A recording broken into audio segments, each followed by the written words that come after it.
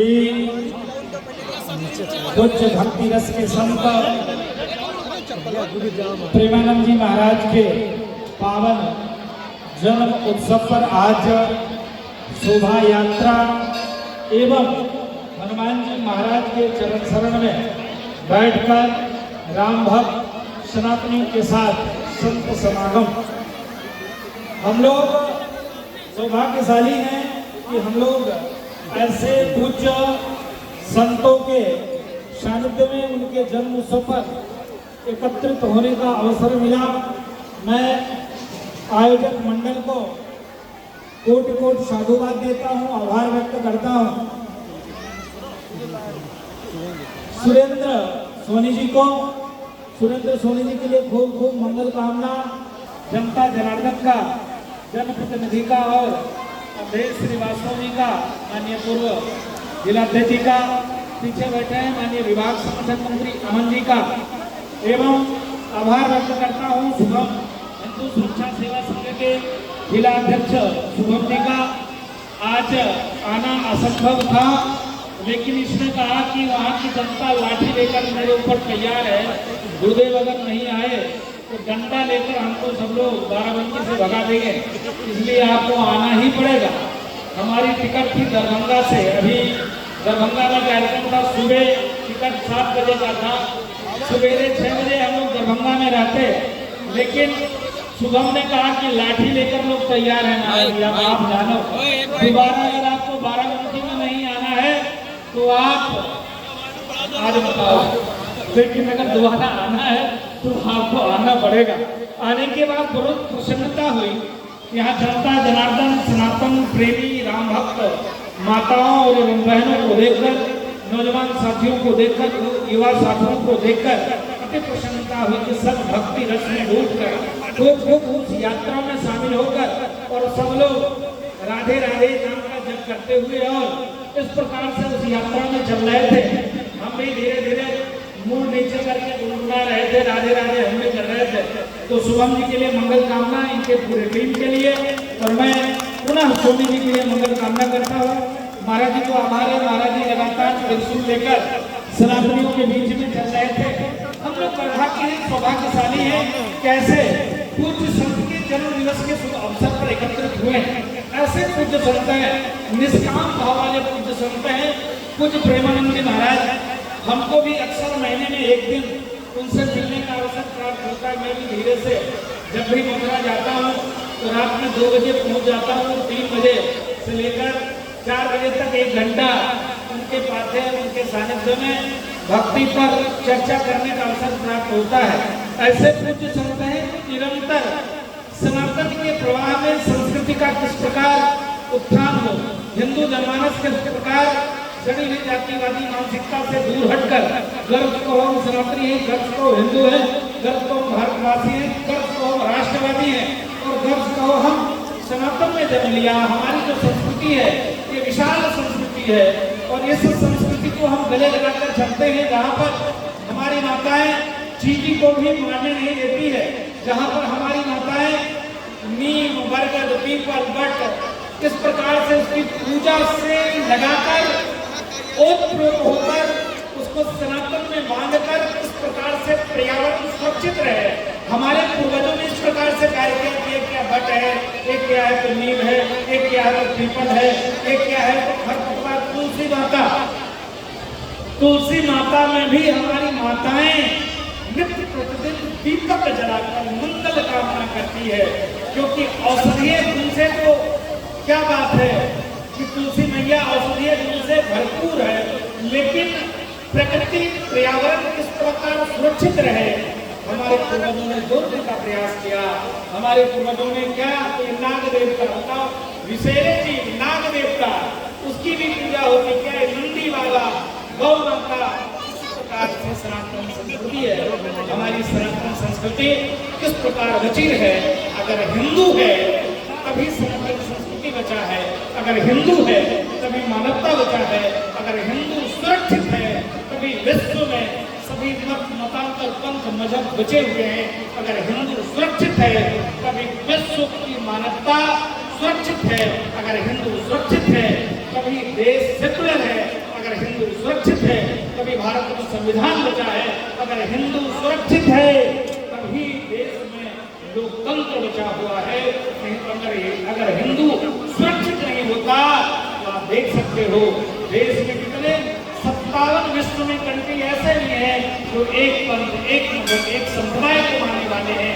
वहां नहीं तो कोई चादर का मानने वाला है, नहीं तो भारत का मानने वाला है। सब के सब क्या है? सब के सब उस विचारधारा के लोग हैं जो अन्य मजहब को नहीं मानने वाले हैं। सिर्फ एक ही कौम चादर, अन्य कोई मजहब के मानने वाले वहां नहीं है। लेकिन हिंदुस्तान एक ऐसा देश है जहाँ हर मत, मतांतर, मजहब, पंथ के लोग हैं, जहाँ सबके समभाव है, एकता है, कोई बुराव नहीं, कोई डराव नहीं। कुछ प्रेमानंद जी महाराज के पास जो भी भक्त जाते हैं, बैठते हैं, उनके एक ही चर्चा वो करते हैं कि आप राष्ट्रवादी बनो, आप समाजवादी बनो, आप समाज की सेवा करो, खूब नाम जप करो, परमात्मा का भजन करो, आप किसी भी ढोंग ढकोसले के चक्कर में मत करो, तुम काम करो और काम करते हुए नाम का जप करो। नाम की महिमा वो लगातार बताते हैं कि नाम, राम नाम के बल पर, राधे नाम के बल पर आप देख सकते हो जिनके पास दोनों किडनी ना हो,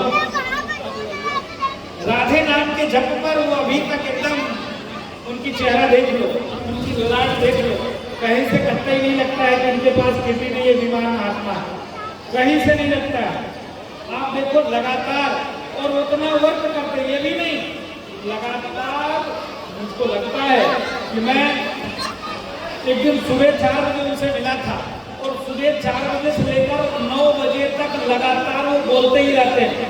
लगातार एक मंडली 10 आदमी, 15 आदमी, 20 आदमी, 5 आदमी, 10 आदमी, ऐसे करके उनके पास मंडली पहुंचते रहती है और सबको कुछ न कुछ वो उद्बोधन सनातन के, संस्कृति के, हिंदुत्व के, राष्ट्र के निरंतर ऐसे कुछ संत देते रहते हैं। ऐसे कुछ संत की जन्मोत्सव पर आप सभी सनातनी राम भक्त आए हैं, आप सभी के लिए मंगल कामना करते हैं।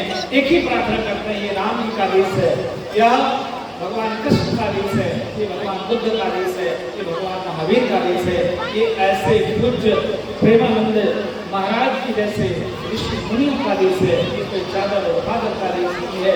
यह देश सदैव निरंतर सनातन के साथ बढ़ना चाहती है। ये देश किसी बाबर, औरंगजेब, इस्माइल का देश नहीं है। ये देश लगातार देश में लगातार सनातनी नामभक्त जिन्होंने भारत को आजादी देने के लिए प्राणों की आहुति दिया। आप देखो अयोध्या में राम मंदिर का निर्माण हुआ है, हमको जाना है, प्लेन छूट जाएगा, लेकिन माइक मिलकर हम लोग छोड़ते नहीं है।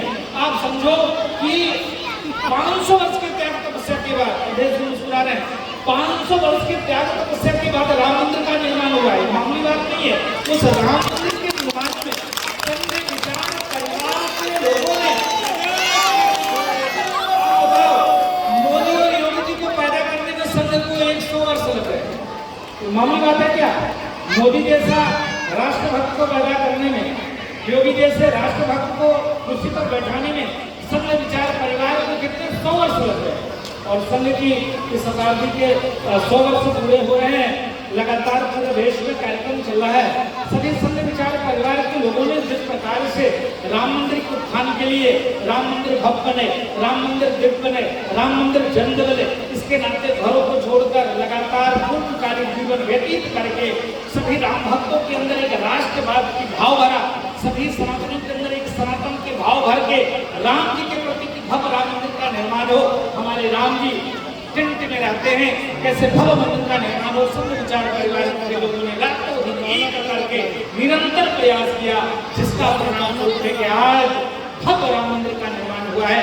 ऐसे में अपेक्षा करता हूँ संघ विचार परिवार से, मैं अपेक्षा करता हूँ माननीय देश के सबसे प्रधानमंत्री मोदी जी से, मैं अपेक्षा करता हूँ देश के सबसे गृह मंत्री अमित शाह जी से, मैं अपेक्षा करता हूँ बुलडोजर टकले बाबा से कि आने वाले दिनों में भव्य क्या भगवान कृष्ण की जन्मभूमि भी है। अपेक्षा करते हैं क्या काशी विश्वनाथ में भव्य मंदिर का निर्माण हो, भूतो न भविष्यति। ऐसा मुख्यमंत्री मिलना असंभव है, क्योंकि संत सम्मेलन है। संत सम्मेलन है संतों के जन्म दिवस के शुभ अवसर पर, इसलिए हम इस बात को आपके बीचों में रख रहे हैं क्योंकि आप सतर्क रहो, सजग रहो, जागरूक रहो, नहीं तो चादर और चादर के चक्कर में पड़ोगे तो एक दिन जैसे बांग्लादेश से हम भगाए जा रहे हैं, हिंदुस्तान से भगाने की नौबत आ जाएगी। आप देख सकते हो। जागरूक होने की जरूरत है, हमारे अंदर जागृति आने की जरूरत है। सिर्फ संतों की ही जिम्मेदारी नहीं है, सिर्फ संत विचार परिवार की जिम्मेदारी नहीं है, हम और आपकी जिम्मेदारी है। जैसे हम और आप मिलकर सनातन को जगाने के लिए, सनातन को बचाने के लिए प्रयास करते हैं, इसी प्रकार से ऐसे सनातन का लौ जला रहे। हमारे अंदर कट्टरता का भाव होना चाहिए।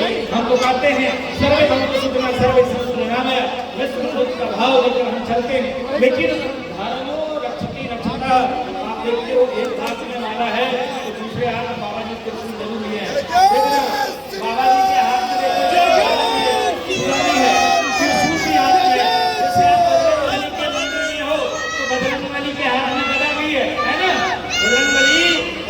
जपते हैं लेकिन गदा पास में रखते हैं। किसके लिए? राष्ट्रद्रोहियों के लिए। किसके लिए? धर्मद्रोहियों के लिए। आप सभी सनातनियों से निवेदन है, आप खूब व्यापार करो, खूब रोजगार करो, खूब व्यवसाय करो, लेकिन राष्ट्रवादी बनो, आप कट्टरवादी बनो, आप सनातनी बनो, आप राम भक्त बनो। बहुत बहुत आभार सोनी जी के लिए, बहुत बहुत धन्यवाद। और पुनः मैं अपेक्षा करता हूँ अभी मंच पर सभी संतों का सम्मान होना है, मैं मुझको कहीं जाना है, इसलिए मैं क्षमा चाहता हूँ और महाराज के सिर चरणों में साष्टांग दंडवत प्रणाम करते हुए मंच पर जितने पूज्य संत हैं उनके सिर चरणों में साष्टांग दंडवत प्रणाम करते हुए दास उनसे क्षमा चाहता है, माफी चाहता है और निवेदन चाहता है कि आप ऐसे ही भक्तों को संदेश देते रहिए। मैं पुनः विभाग शिक्षक मंडल को धन्यवाद, देश के धन्यवाद, हमारे सामने भारतीय जनता पार्टी के सभी सभी कार्यकर्ताओं को बहुत बहुत आभार, धन्यवाद।